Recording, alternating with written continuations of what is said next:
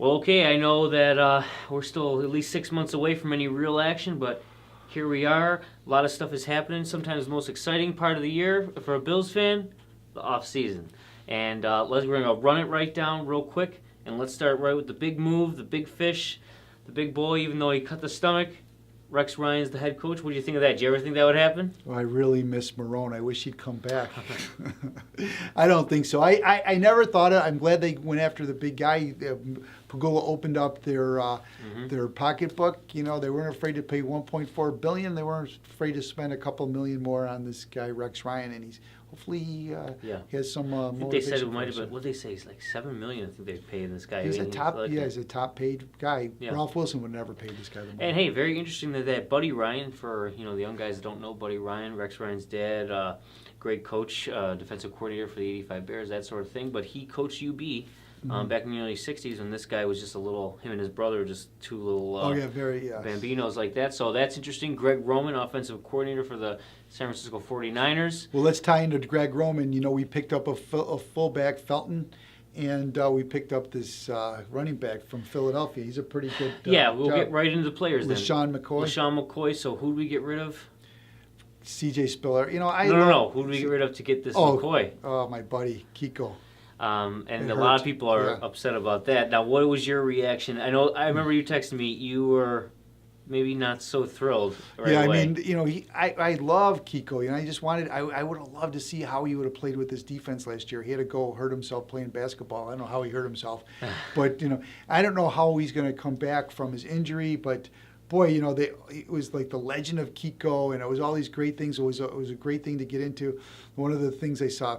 Kiko doesn't ask what time it is. He determines what time he wants it to be. Well, hey, you know what? Yeah. That might go to something. You know, when you play for the Buffalo Bills, you become this special guy. In Philly, he might just be in one of the guys. Well, our defense was one of the top defenses in the league last year. We signed Jerry Hughes. That was a big one. Hopefully, we'll be just as good. I don't know about Spikes. If he's going to be re-signed. He's floating out. He's still just out there, though. But I think he was a big reason why we stopped the run. So hopefully Rex Ryan knows what he's doing on defense. You think he's a good defensive coordinator? He knows a couple of things, I think. Yeah, and you know what? Again, with the linebackers, Preston Brown, we had no Kiko last year. Yeah. Still a top 5 arguably a better defense. Well, yeah, and Preston Brown came in and led the team in tackles. So and he's a big rookie, guy. Yeah. So next year he's going to be fine. I think. Sure. I think, you know, we got this Leotis McKelvin. We got Gilmore as the defensive back. Sure. We lost Norris Searcy. He signed with the Saints, or no, with Tennessee. Tennessee. I think he got, pretty good money. He came out of nowhere. I'm surprised. But, hey, he went out there. He got his money. We don't have him. But he's the only thing that we lost, really. Spikes may or may not come back.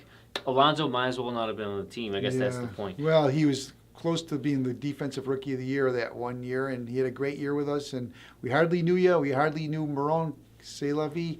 Let's hope next year we can play a little better. But the whole idea is getting the run game. He wants to make some bullies. So he put a bully on the line. It's Richie Incognito. Oh, right. Totally forgot. We did that earlier on. As soon as he came in with it, within a week or two, we had Incognito, an all-pro who was here before for a few games. Didn't really do any make fun of anyone or call anyone a pansy. But there's or whatever nothing. He did. You're on the offensive line. You better be tough nosed and be able to handle a couple of bad comments. You know. Yeah. You know. You got to become a bully. Become a bully. What's the big deal? I don't have a problem with that. What is it?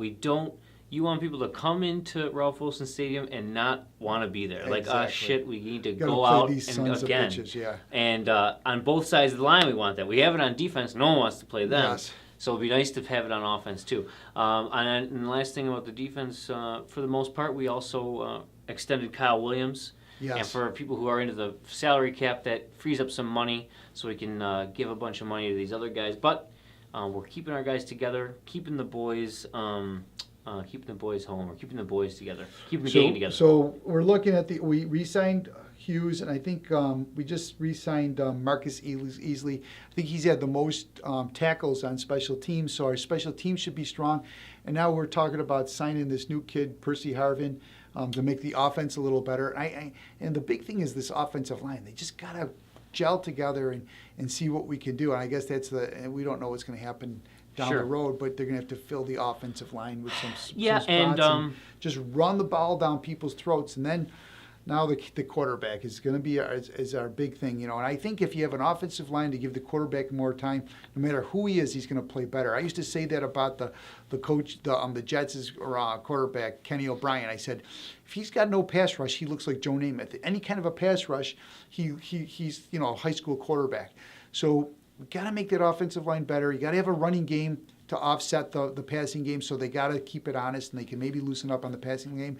But who do we sign? This kid, Castle, and and the other guy, Tyrod Taylor. Sure. No, to finish your point there, people are complaining we didn't do a lot of moves on the offensive line yet, but not a lot happened. And you got to remember, young guys will develop, and that's part of the hope. And then maybe the coaching will be better. But yeah, we made a trade for Castle. We swapped fifth rounders and then gave him a seventh, and we got Castle, who was a marginal guy, and Tyrod Taylor. He 10-year veteran. Yeah, 10-year veterans. Obviously played for the Patriots, Kansas City, and then the Vikings. Yeah, he made the playoffs 1 year with Kansas City. He had 27 touchdowns and 3 interceptions, I think, in 1 year. 27-7, I think it was. 27-7, yeah. So he's got the potential. He's a 10-year guy. I let him go.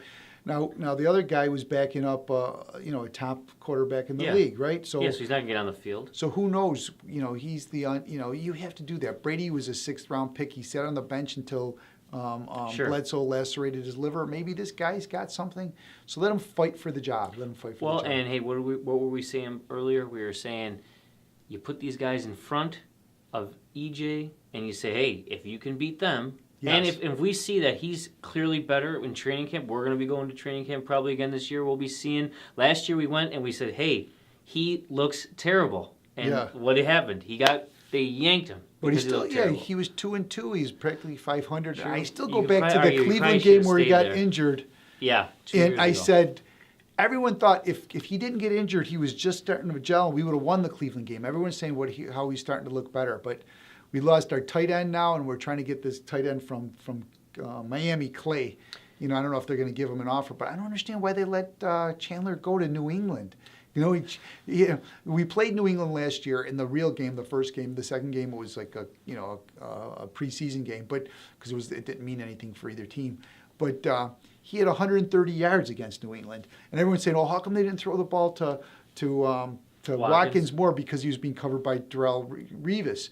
And I said, what difference does it make who gets 130 yards? As long as one of the receivers gets 130 yards. Yeah, as long as somebody gets 100. Sure. So that's probably why, Belichick says, well, I'd rather have him getting 130 yards for us than against us, and they picked him up. It's funny about knowing that he would be the third tight end, which is kind of interesting. But still, maybe, my point was, well, first of all, I thought we could have, if we get this Clay, why would you get rid of Chandler? 2 tight ends. I like to see 2 tight ends on the field. There's that part of it, plus people get injured. Secondly, I thought, hey, if you're going to let him go or get rid of him, try to trade him.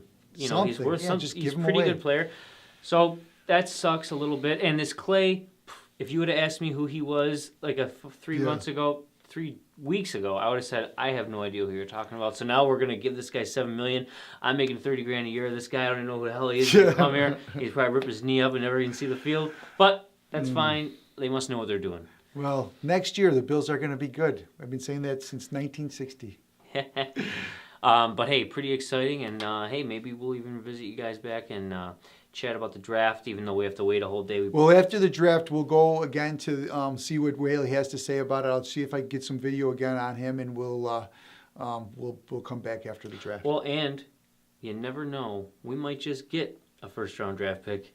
Who knows what we'll do? Well, good luck with that. All right, go Bills then. Go Bills.